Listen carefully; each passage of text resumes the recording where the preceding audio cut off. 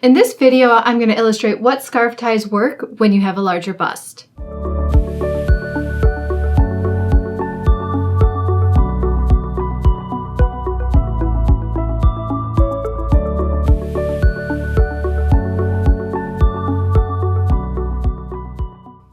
When wearing a scarf with a larger bust, there are some things we want to keep in mind.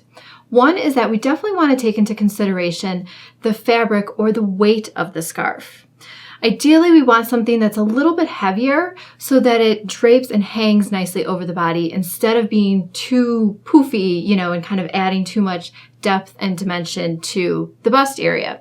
Now, this is a scarf that I bought several years ago from Nordstrom's, and I think you can see even when I just casually kind of, loop it around my neck once, you can see that it hangs nicely. It's not real, like I said, poofy and thick, and it's not going to be too much fabric, kind of whatever tie we do with it.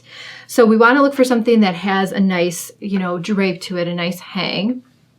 And one of the first scarf ties I want to show you, and I'll preface this by saying, of course, this works for anybody of any, bust size or shape, but this is actually a question, what scarf ties can I do if I have a large bust, that I get a lot.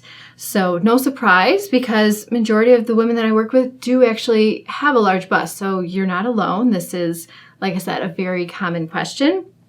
And I'm going to take this scarf that I got in a Paris resale shop. I love it because I love the fun, kind of funky design. If you notice, it is a square scarf, and this can be kind of hard to work with, but luckily it's a little bit bigger of a square. It's not one of those small square silk scarves that are kind of limiting. So what I'm going to do is make it into more of an oblong scarf, and by that I'm going to just take any corner, doesn't matter which one, and I'm going to fold it. So I'm going to take this corner and just fold it down into the other corner. Try to get it to match up there. And there we go. So that makes it into a triangle. And then what you can do to even kind of decrease the weight even more, or not the weight, but the poofiness factor of it, is that you can take it from the point here and kind of just roll it from there, and that will help condense it a little bit. So like I said, it isn't so poofy. So then we have an oblong scarf, which is a lot easier to work with. So what we want to do with this one is, and if you notice, it's not crazy long, but it's also not super short. We want to be careful with scarves that are too short because, again, usually people who have a large bust sometimes can have a shorter neck. And again, that's just too much, going on up here. So it's not too long, not too short. What I'm going to do is take it and wrap it around my neck, making one end much longer than the other. And then I'm going to loop it. We don't want to keep it too tight to the neck because we want to create some space in through here, to help break up the bust line. Too tight up here, and then we begin to look like a ski slope, which is why if we have a large bust, we definitely always want to keep an open neckline with tops or dresses, with like a scoop neck, a V-neck versus something like a turtleneck, or even a boat neck would be a no. So we have it a little bit more open here. And then this is really simple, but what I'm going to do is, instead of just tying it here, I'm going to tie it kind of off to the side. And the reason this works, and if it was too tight on the neck and I just did this little tie, I might look like, a flight attendant, but just a subtle little tie here.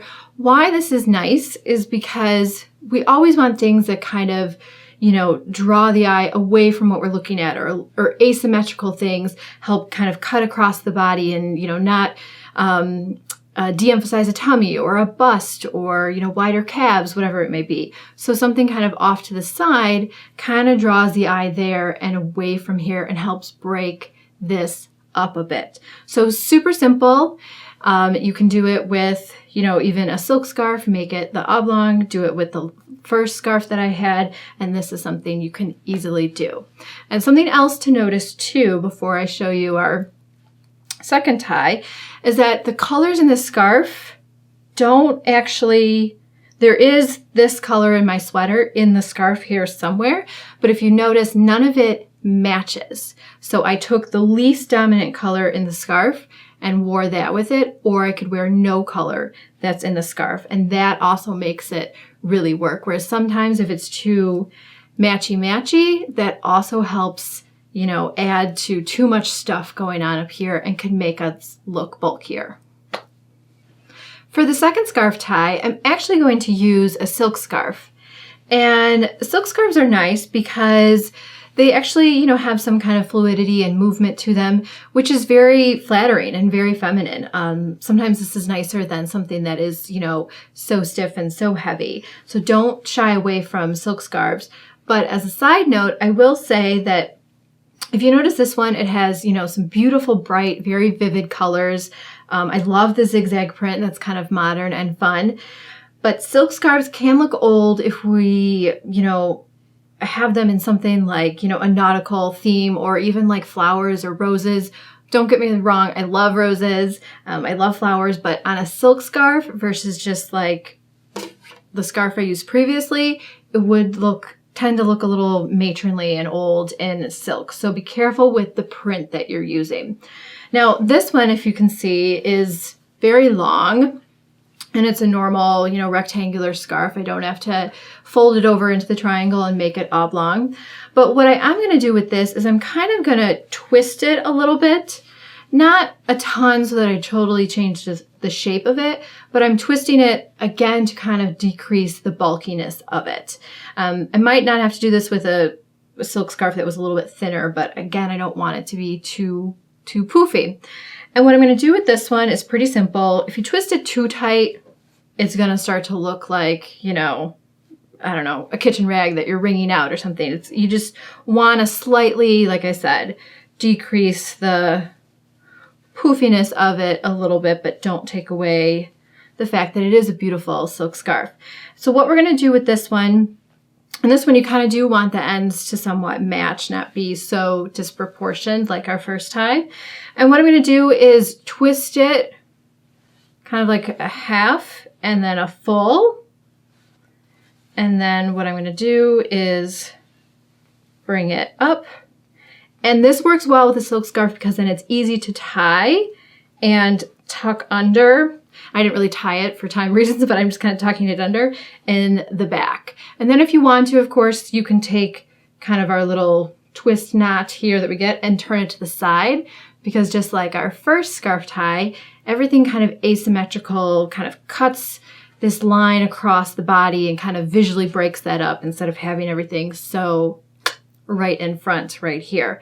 So you can do that, and this works. You can do it with this one, of course, too, or this one, but it does work well with the silk because then you don't have the bulk in the back versus if you did it with something like this one.